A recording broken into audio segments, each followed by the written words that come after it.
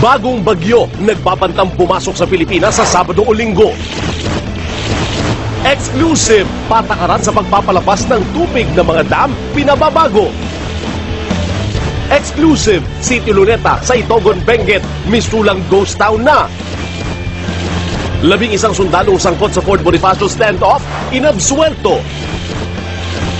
Senador Noynoy Aquino, hindi dapat magpakasiguro kahit malaki ang laman sa survey, sabi ng SWS at political analyst. Libangang pangmayaman, pinakinabangan sa relief operation sa baha.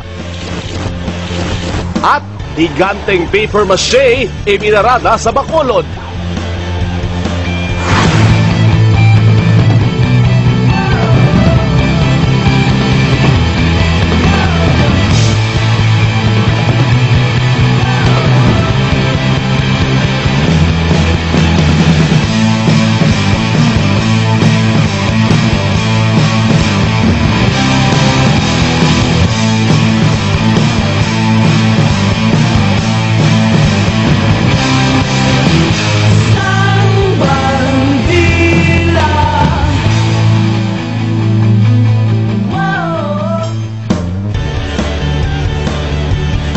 Sa mga balitang bumabandila, nanindigan ang NAPOCOR na tama ang pagpapawala nila ng tubig mula sa San Roque Dam na sinisisi sa pagbaha sa Pangasinan.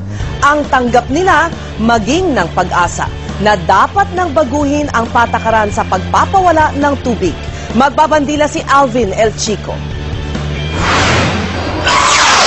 Ang manager ng flood forecasting ng NAPOCOR na si Engineer Alex Palada ang dapat sumagot ng isang importanteng tanong sa Senado noong Martes.